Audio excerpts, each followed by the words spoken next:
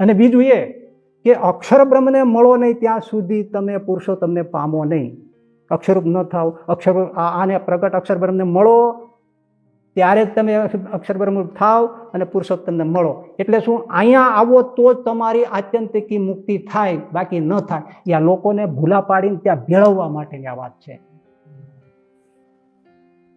કે તમારે અહીંયા જ આવવું પડશે. મૂળ સંપ્રદાય કરનારાએ જ્યારે અહીંયા આવે ત્યારે જ એ અક્ષર બ્રહ્મ સ્વરૂપ આ બ્રહ્મરૂપ સંતને મળે, અક્ષર બ્રહ્મરૂપ સંતને મળે, ત્યાર પછી જ પુરુષોત્તમને પામીને આત્યંતિક મુક્તિ પામે. આ ક્રિશ્ચિયાનિટી નથી કહેતા કે તમે આ ઈસુને માનો પછી જ તમે ગતિ પામો, ત્યાં સુધી ન પામો. વાય એમ નોટ આ ક્રિશ્ચિયન એ બધા ગ્રંથો એટલે જ લખાયા છે. એમને મળો તો જ થાય. એટલા માટે આ ભરમાવા માટે ગ્રંથ અર્થ અવળા કરી જીવ બહુ ભરમાવ્યા, નિષ્કુળામ સામે નવમું કેમ પ્રકરણ ભક્ત ચિંતામણીમાં લખ્યું. એ આ એનું મૂર્ત સ્વરૂપ. અને સાહેબ એવું થયું એમાં પ્રગટ રહે છે તે એટલી હદ સુધી ચલાવે છે કે પ્રમુખ સ્વામી હતા ત્યારે એમનું ધ્યાન કરાવતા અને એમની માનસી પૂજા કરાવતા પાંચે. આજે મહંત સ્વામીનું કરાવે છે ધ્યાન ને માનસી. આ ચલાવવા માટે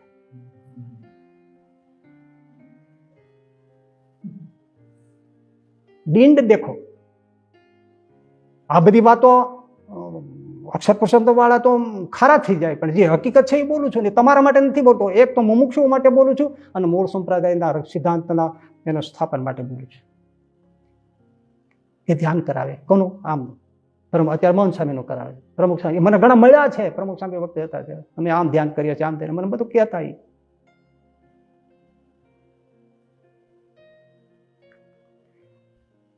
એમાં એમને સામે કોઈને કોઈ ક્યારેક પ્રશ્નો કરતા જ હોય કે સાધુનું ધ્યાન થોડું કરાય. તો એ શું કહે છે જોઈએ.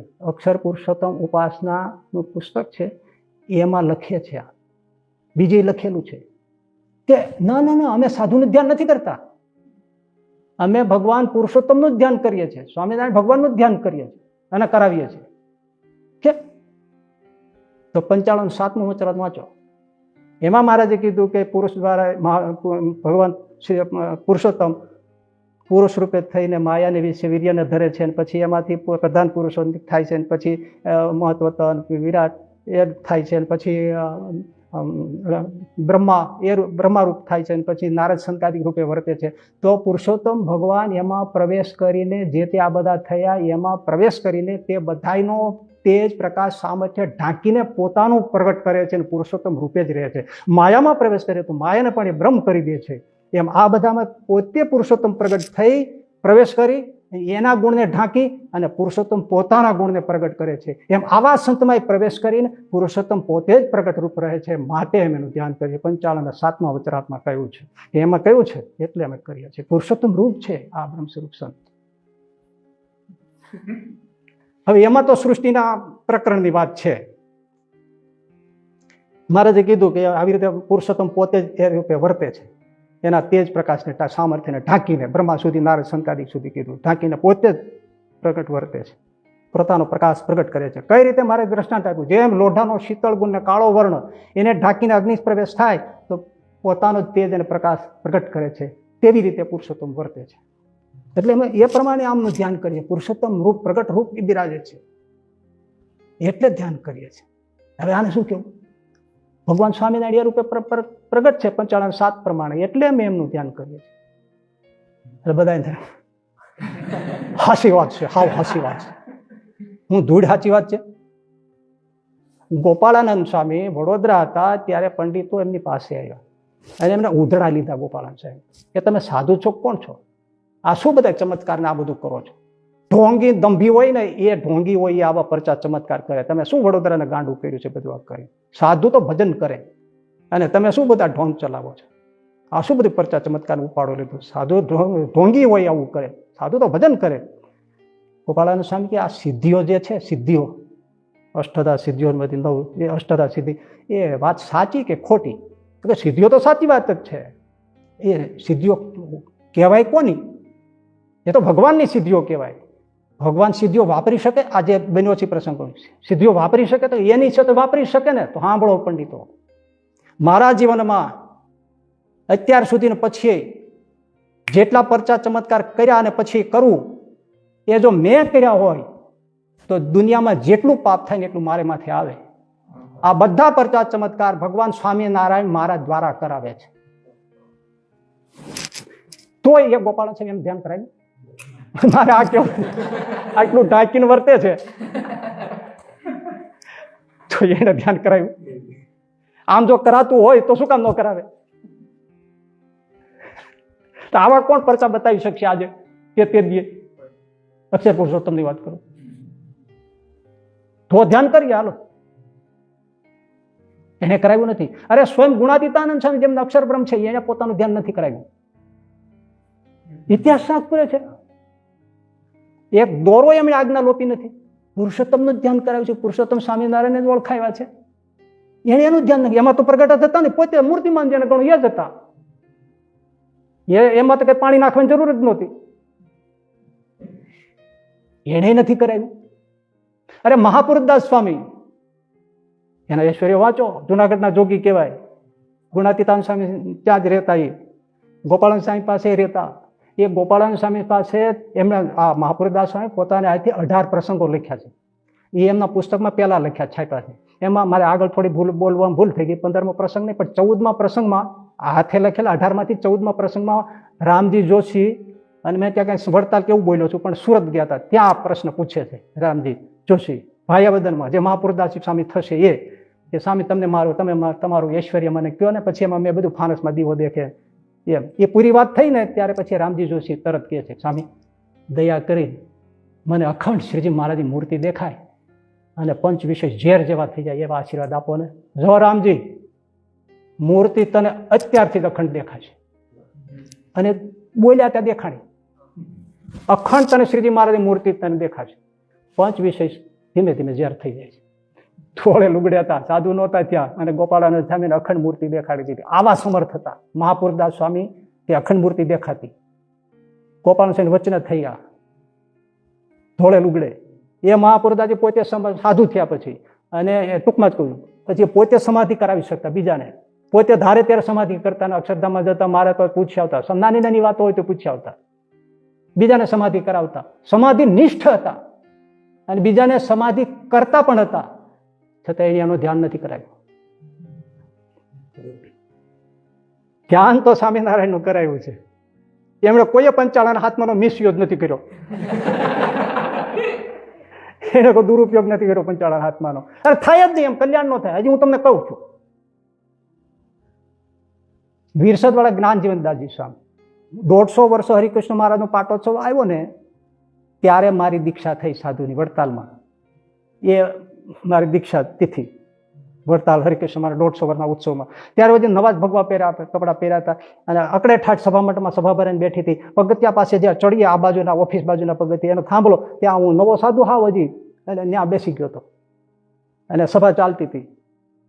એ વખતે મારી બાજુમાંથી ખુરશીમાં બેસાડીને વીરસદવાળા જ્ઞાનજીવનદાસજી સ્વામીને વૃદ્ધ ઉંમરે આ ઉત્સવમાં લાવવામાં આવ્યા હતા. હું તો ઓળખું નહીં. મારી બાજુમાં એક બહુ ભાવવાળા ડોસા બેઠા હતા. એ મારો તો સાધુ થયેલો, મહીમાંથી વારે વારે મારે પગની રજ લે, મને પગ દબાવે ને આમ કરે, અને મને કીધું, જો સાધુરામ આ વીરસદવાળા જ્ઞાનજીવનદાસજી સાહેબ મહાસમર્થ પુરુષ છે, એમને એક કોડી જેટલું દ્રવ્યની પાસે રાખ્યું નથી, ભગવાનની જેમ ઐશ્વર્યો વાપર્યા છે, ભગવાનની જેવો સાધુ છે, છતાંય એ પૂજા તો મનાતો નથી હો સાધુ.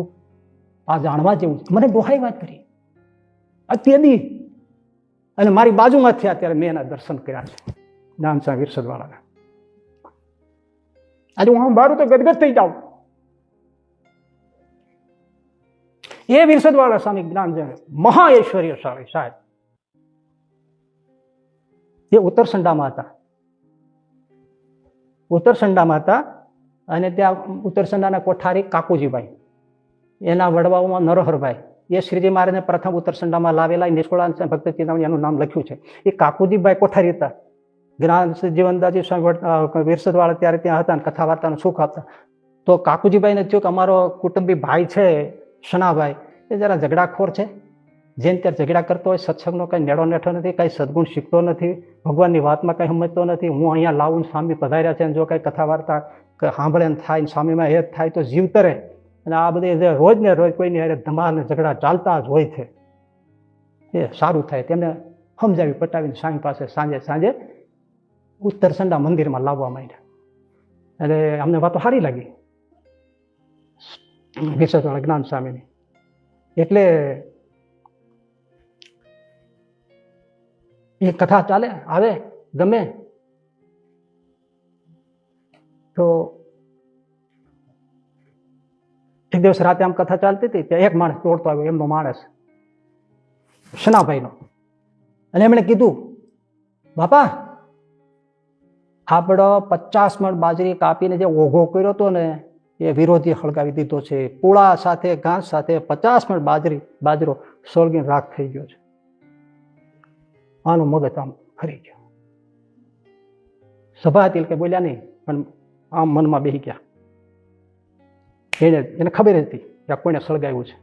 આ જેને મનમાં બોલે છે, મનમાં આ જેને સળગાવ્યું છે એનું બધું જ્યારે હું સળગાવી દઉં ને ત્યારે મને શાંતિ થાય.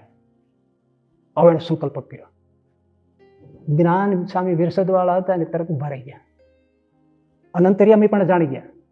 એને કીધું, એ શના એવું કરતો નહીં, આ સાધુ જોજો, એલા એવું કરતો નહીં. અનંત જીવો એમાં હોય, નાના મોટા બધા જીવ જંતુ હોય. આ આગ લગાડેથી બળીને ભસ્મ થઈ જાય તો બ્રહ્માંડનું પાપ બળીને સળગાવ્યાને જીવો માર્યાનું પાપ લાગે. અને અનેક જન્મ ધરીશ તો તને આતતાઈ કર્મથી છૂટાશે નહીં, માટે તું આવું કર્મ કરતો નહીં. એટલે શાંત થઈ ગયા. અંતર્યામી સાધુ. સભા પૂરી થઈ, બધું પતી ગયું ત્યારે શાંત થઈ ગયા સનાભાઈ. પણ પછી મગજ એવું રહ્યું નહીં, મન એવું રહ્યું નહીં. 12 વાગે ધારદાર બારીઓ લીધું, દિવાસળીની પેટી લીધી અને ઓલિયાની વાડીએ ઉપડ્યા. હળગાવી દઉં, બધું હળગાવી દઉં. થોડા કાગળિયા કચરો પૂંજો બધું ભેળું કરી આમ દિવાસળી કરી આમ મૂકવા જાય ને ત્યાં જ્ઞાન સ્વામી વિરસદવાળા આવીને ઉભા રહ્યા, હાથ પકડી લીધું. એટલે મેં તને ના પાડી છે, તું હળગાવતો ને આવું કરતો નહીં, તોય કરવા બેઠો છો. આ પાપ ત્યારે તું ચારે છૂટીશ. દિવાસળી પડી ગઈ, ઓલવાઈ ગઈ અને આમ પગે લાગવા ગયા, અદ્રશ્ય થઈ ગયા. ક્યાં ગયા? અને કીધું, સ્વામી અંધારું છે, તમે કઈ બાજુ? સ્વામી સ્વામી અવાજ નો આવ્યો. દોડતા મંદિરે આવ્યા, સ્વામી હોતા હતા. આવા વિરસદવાળા જ્ઞાન સ્વામી. એને એનું ધ્યાન નથી કરાવ્યું. આ તો આપણી અત્યારની વાત છે, હું જોઉં છું ત્યારની વાત છે આ. એટલે સાધુનું ધ્યાન ન કરાય એ શ્રીજી મહારાજનો સિદ્ધાંત છે. જો હરિચરિત્રામૃત સાગર પૂર 17 તરંગ 82 83 84 અમદાવાદમાં શ્રીજી મહારાજ પધાર્યા છે. મુક્તાનંદ સ્વામી છે, નિત્યાનંદ સ્વામી, ચૈતન્યાનંદ સ્વામી, બ્રહ્માનંદ સ્વામી, કૃષ્ણાનંદ સ્વામી, મોટા મોટા સંતો છે. ત્યારે શ્રીજી મહારાજે કહ્યું કે આ મુક્તાનંદ સ્વામીનું ધ્યાન કરો તો મોક્ષ થાય કે નહીં, મને તમે કયો ભેળા મળી વિચારી. ટૂંકમાં કહું છું, જો કાંઈ મહારાજે કાંઈ બાકી રાખ્યું છે? આ મુક્તાનંદ સ્વામીના ધ્યાને કરીને મોક્ષ થાય કે નહીં એ મને કહો. કેટલો શૂટ પ્રશ્ન છે. અને ફલિતાર્થ નિત્યાનંદ સ્વામી પછી જવાબ આપ્યો કે મહારાજ ધ્યાન તો તમારા કરવા, તમારી મૂર્તિનું જ કરવાથી મોક્ષ થાય. સાધુ પાસેથી જ્ઞાન લેવું. જે મોટા મોટા રાજાઓ થયા, પ્રિવત વગેરે, એ સંત મળ્યા ત્યારે જ એમને સમજાયું છે, તમારું સ્વરૂપ સમજે અને એમની સેવા કરે તો મોક્ષ થાય. મારા કે યથાર્થ ઉત્તર થયો. હું તો તમારી પરીક્ષા કરતો હતો. એમ આ સત્સંગી ભૂષણ તૃતીય અંશ 17મો અધ્યાય એમાં પણ આ પ્રસંગ છે. ત્યારે મહારાજ એમાં એમ કહે છે કે તમે ચડાઈમાં ન થયા, હું પ્રસન્ન થયો. સાધુનું ધ્યાન ન થાય, ધ્યાન તો ભગવાનનું જ થાય. હરિચરિત્રામૃત સાગરમાં આ જગ્યાએ આજે પૂર બોલ્યો ને એમાં કીધું છે મહારાજે. શું ખબર છે કે જે સાધુ ભગવાનનું ધ્યાન, જે સાધુ પોતાનું ધ્યાન કરાવે છે, હું ભગવાન રૂપ છું, ભગવાન છું એમ કહીને જે પોતાનું ધ્યાન કરાવે છે એને બ્રહ્માંડમાં જેટલું પાપ થાય ને એને લાગે છે. અને લખ્યું એને ફરીથી મનુષ્યનો જન્મ મળતો નથી.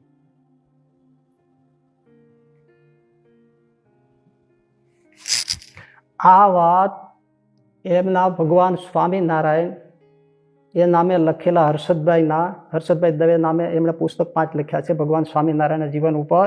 એમના 4થા ભાગમાં 3જા ઉદ્ગીતમાં આ પ્રસંગ લીધો છે.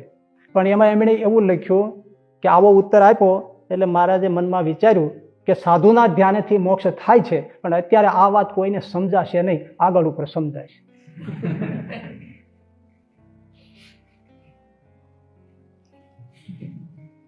પેલી જે આવૃત્તિ હતું ને 2003 પહેલા, એમાં લખ્યું હતું કે સાધુના ધ્યાને મોક્ષ થાય. આખી વાત ફેરવી નાખી હતી. મહારાજે પ્રશ્ન પૂછ્યો, સંતોએ જવાબ આપ્યો કે હા, કે સાધુ એમાં એકાંતિક ભાવને પામેલા સંત એનું ધ્યાન કરે તો એ ધ્યાનેથી મોક્ષ થાય. આખી વાત ફેરવી નાખી. અને એવી રીતે આ હર્ષદભાઈ એમના ચોથા ભાગમાં લખી, ઉદ્ગીત 3માં, પણ થોડો વિરોધ થયો પછી, ઘણા વર્ષો પછી કોઈ જાણ ભેદુના બધા આવ્યો. તો પછીની આવૃત્તિ લગભગ તમે 2003 પછીને જોજો, એમાં એવું લખ્યું, પછી ઉત્તર એવો સંતો પાસે અપાયો કે સાધુના ધ્યાને મોક્ષ ન થાય, પણ પછી આ લખી નાખ્યું કે સમય જતા સમજાશે કે સાધુના ધ્યાનેથી મોક્ષ થાય. હવે અત્યારે પાછું બદલીને બોલ્યું મૂળ લખી નાખ્યું હોય તો આપણને ખબર નથી કે સાધુના ધ્યાને મોક્ષ થાય, ખબર નથી. કેટલું બદલી નાખ્યું. મધ્યના 19મા વચનામૃતમાં શ્રીજી મહારાજે એમ કહ્યું છે, જે આ શુષ્ક વેદાંતિનું મત છે ત્યાં, ચાલો લાવો કાગળ લખીએ. એમાં કીધું કોઈનું ધ્યાન ન કરવું. એમાં એમ કીધું કે જે સાધુ સિદ્ધ ગતિને પામ્યો, એટલે આને આ લોકો આમ પરલોક બધે ફરતો હોય એવો સિદ્ધ ગતિને પામ્યો હોય, કે બ્રહ્મનિષ્ઠ હોય, સમાધિનિષ્ઠ હોય, તો પણ સાધુનું ધ્યાન ન કરવું. પહેલામાં શ્રીજી મહારાજ સ્પષ્ટ ના પાડે છે કે સાધુના ધ્યાને મોક્ષ ન થાય, તો ગમે તેમ ફેરવી અને કે સાધુના ધ્યાને મોક્ષ થાય એવું પ્રતિપાદન કરે. હવે જેને ઈષ્ટ માને છે એ જડબે સલાક કરીને ગયા છે કે સાધુના ધ્યાનેથી મોક્ષ ન થાય, તો એના વચન માટે કુહાડો મારી અને કલ્યાણ લેવાની વાત મળતા છે. ભાઈ પ્રભુ શિક્ષાપત્રી 115માં શ્લોકમાં કહીને ગયા કે સિદ્ધ ગતિને પામ્યો હોય અને બ્રહ્મ વેતા હોય, તો ત્યાં શું કે બ્રહ્મ વેતાનું ન થાય, બ્રહ્મ સ્વરૂપનું થાય. મહારાજે સ્પષ્ટ કીધું છે કે ન થાય, સાધુના ધ્યાને મોક્ષ ન થાય. અને છતાંય આ ફેરવી શબ્દોને ગ્રંથ અર્થવળા કરી જીવો બહુ ભોરમાં આવ્યા. ચેતન વાલે ચેતજો, આ દેહ પડ્યાની પહેલ, પછી વિધાતાને કોઈ દોષમાં દેજો, આ છે બધા મત મોહના ખેલ. આ બધા પોતાના મત ચલાવવાના ખેલ છે, પણ એનું કેટલું પાપ લાગે એ પછી સમજો ભાઈ, પછી સમજો. કરશનજી વ્યાસે આ સિદ્ધાંત લખ્યો, પછી એને શું દંડ મળ્યો છે તો કરશનજી અદા જાણે. જેને સિદ્ધાંત લોપાવીને આ બધું ચલાવ્યું હોય, એને મર્યા પછી શું થયું છે એ તો એ જાણે, શ્રીજી મહારાજ જાણે. કહેવાય છે ને, પૂર્વીયો ભગવાન છે, રાય રાયના તલના હિસાબ લે છે. ભાઈ મોક્ષને માર્ગે હજારો લાખો માણસોને મોક્ષને આડા બેસી જાય, એનું શું દુર્ગતિ થતી તો તમે વિચારી તો જુઓ.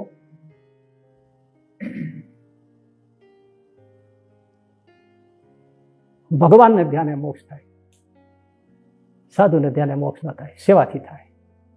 એમનાથી જ્ઞાન લો, પણ આ બધું આમ ચાલે છે. જે મુમુક્ષુ હોય વિચારે આપણે શું કરીએ છીએ, એના માટે આ છે. શ્રીજી મહારાજ શું કહી ગયા છે અને આપણે શું કરીએ છીએ એને વિચારવાનું છે.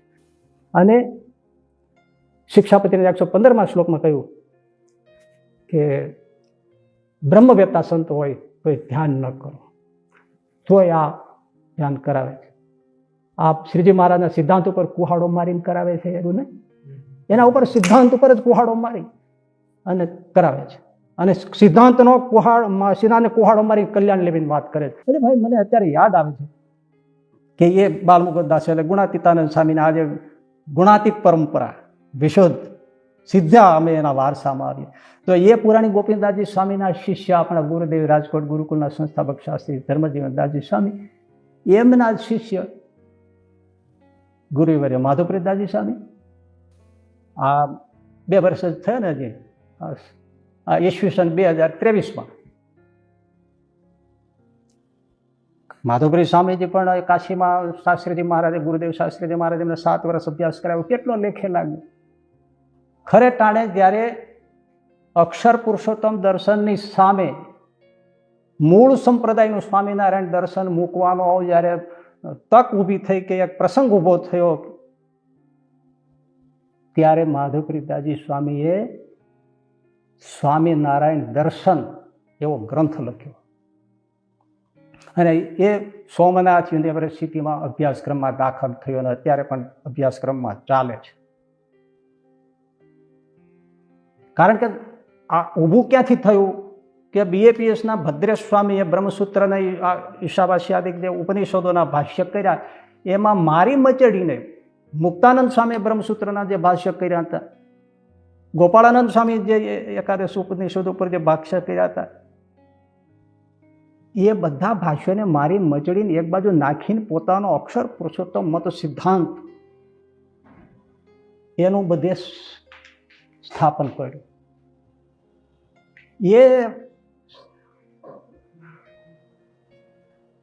એમણે જે આ કર્યું અને અમુક લાગતા વળગતા પંડિતોમાં એ બધું પસાર કર્યું ને એમની મંજૂરી મેળવીને એ જે બધું ઉપડ્યું, એટલે કંઈક કરવું જ પડે. આ સિદ્ધાંત જ નથી, આ તો અપસિદ્ધાંત છે, મૂળ સિદ્ધાંત નથી સ્વામિનારાયણ સંપ્રદાયનો. અને એમણે આ બધા ઉપનિષદો આપણા ગોપાળાનંદ સ્વામી, મુક્તાનંદ સ્વામી આદિ જે છે એમના કરેલા જે ભાષ્યો, એમના જે વચનો એને ઉત્થાપીને, એને ઉલ્લંઘીને, એને ઓળંગીને અને આ મત પર સ્થાપિત કર્યો કે આવી રીતે અક્ષર પુરુષોત્તમ સિદ્ધાંત પ્રમાણે આ ભાષ્ય થયું. એટલે સ્વામિનારાયણ દર્શન લખ્યું, અભ્યાસક્રમમાં દાખલ કર્યું સોમનાથ યુનિવર્સિટીમાં. પણ સમય જતા વિદ્વાનો કાશીના ને ઇતર, કારણ કે અમુક વિદ્વાનો ભેળા થઈને અક્ષર પુરુષોત્તમના આ ભદ્રેશ સ્વામીના ભાષ્યોને સ્વીકૃત કરી, માન્યતા આપી દીધી, વાત પૂરી થઈ ગઈ. પણ અમુક જે વિદ્વાનો તો પછી બધાને એમ થયું અને અભ્યાસ કર્યો ત્યારે થયું કે આ તો એકદમ જૂઠ છે. અક્ષર પુરુષોત્તમ દર્શન, અક્ષર પુરુષોત્તમ સિદ્ધાંત ઉપાસના કરેલા ભદ્રેશ સ્વામીના ભાષ્યો, બ્રહ્મસૂત્ર ને ઉપનિષદ ભાષ્યો તદ્દન જૂઠ છે. એને ઘોર અપમાન કર્યું છે આગળના આચાર્યોને, ઋષિઓનું. એટલા બધા વિદ્વાનો ઉકળાઈ ગયા. ફરીથી કાશીમાં વિદ્વત સભા ભરાઈ. આપણા માધવપ્રિદાસજી સ્વામી અને વડતાલથી ડૉક્ટર સંત વલ્લભદાસજી સ્વામી, બીજા સંતો ત્યાં ગયા અને કાશીના સભામાં માધવપ્રી સ્વામી, પૂજ્ય માધવપ્રિદાસજી સ્વામી, ગુણાતીત પરંપરાના સંતે એમણે સ્વામિનારાયણ સંપ્રદાયના મૂળ સિદ્ધાંતો, મૂળ બે ગાદી, એમના મૂળ વચનામૃતના વચનો અને એમનું જે તત્વજ્ઞાન, ફિલોસોફી ઓફ સ્વામિનારાયણ સંપ્રદાય અને સ્વામિનારાયણ દર્શન, એ ત્યાં એમણે ટૂંકમાં રજૂ કર્યું, સમજાવ્યું. અને વિદ્વાનોને જે હતા એ બધા પ્રશ્નોના સમાધાન થયા. અને માધવપ્રિદાસજી સ્વામીને વિદ્યા માર્તંડની પદવી એનાયત કરી અને એના ઉપર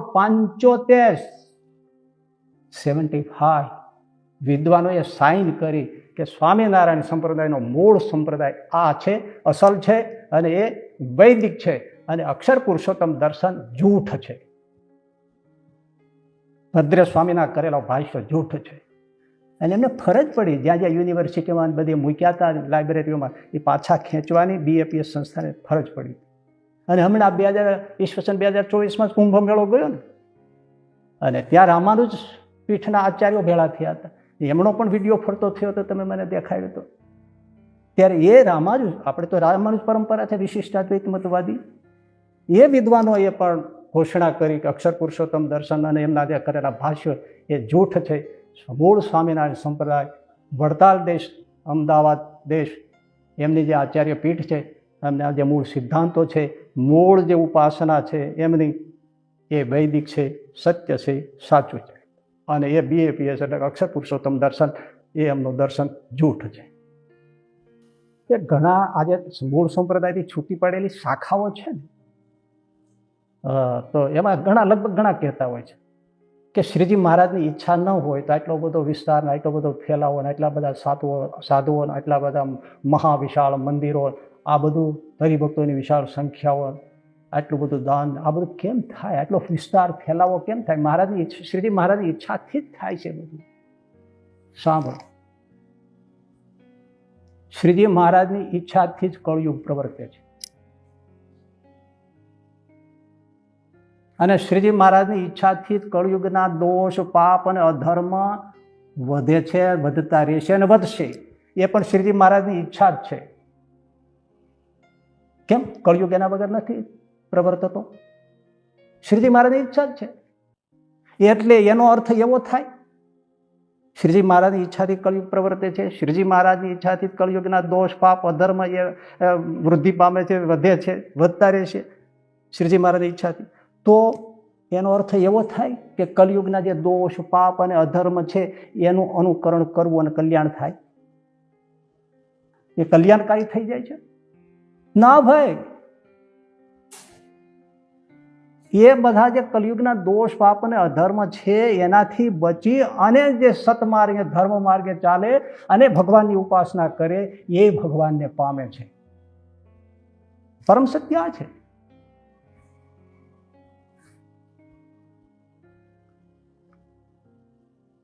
અને વિઘ્ન દોડાવે છે, રમત હોય છે, આડા લાકડા બાંધ્યા હોય છે, દોડાવે ને કૂદીને દોડે ને પાછું દોડો ને પાછું આડે ચાંદે, એ બધા વિઘ્ન દોડને પાર કરીને જાય ને એ વિજેતા થાય છે. એમ કલ્યાણના માર્ગમાં આ સંપ્રદાયમાં છૂટી પડેલી શાખાઓ મને સ્પષ્ટપણે કહેવા દો, એ બધા વિઘ્ન દોડના અવરોધ છે. એ બધા અવરોધમાંથી બચીને જે જાય, મૂળ શ્રીજીના ચરણ ઉપાસે, એમના કહેલા સિદ્ધાંતોને શિક્ષાપત્રને માનીને એમ જે ઉપાસે એ શ્રીજી મહારાજને આત્યંતિક ભાવે પામે છે. જો અસલ હોય ને ત્યાં નકલી હોય જ. ભગવાન શ્રી કૃષ્ણ પૃથ્વી ઉપર હયાત હતા ને ત્યારે નકલી વાસુદેવ પ્રગટ થયો હતો. પૌંડરક નામનો હતો ને, એ કહેતો હું સાચો વાસુદેવ ભગવાન છું. બોલો, આ ભાગવતમાં કથા છે, પઢ લેના. ભગવાન કૃષ્ણને એની સામે યુદ્ધ ચડવું પડ્યું હતું, પઢ લેના. અસલ ભગવાન હોય તો નકલી ભગવાન પણ આવે. ભગવાન સ્વામિનારાયણ વખતે ગયા પછી ચૂડાના હરિકૃષ્ણ બ્રાહ્મણ નકલી હરિકૃષ્ણ ભગવાન થઈને નહોતા ફરતા. આ તો દરેકમાં થાય છે. અરે ભાઈ, અસલી દૂધની સામે નકલી દૂધ હોય છે, અસલી મધની સામે નકલી મધ હોય છે, અસલી ઘીની સામે નકલી મધ હોય છે, અસલી હીરાની સામે નકલી હીરા હોય છે, અસલી ગોલ્ડની સામે નકલી સોનું હોય છે, ગોલ્ડ હોય છે. અને અસલી સાધુની પાછળ નકલી સાધુ પણ હોય છે એની સામે.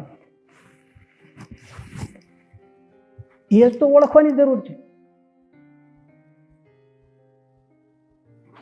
પણ એ નથાબતી બધા નથી ઓળખી શકતા. નકલી નોટની સામે નકલી કરન્સી ઓળખવી બધાને તાકાત નથી. સાહેબ, એ જમાનો હતો, હજી નંદ સંતો હતા, તોય ચૂડાના હરિકૃષ્ણ બ્રાહ્મણને કેટલાય જુનાગઢની સાધુ મળ્યા હતા, ભેળા થયા હતા. ક્યાં ઓળખાય છે? ફાંકો ન રાખો.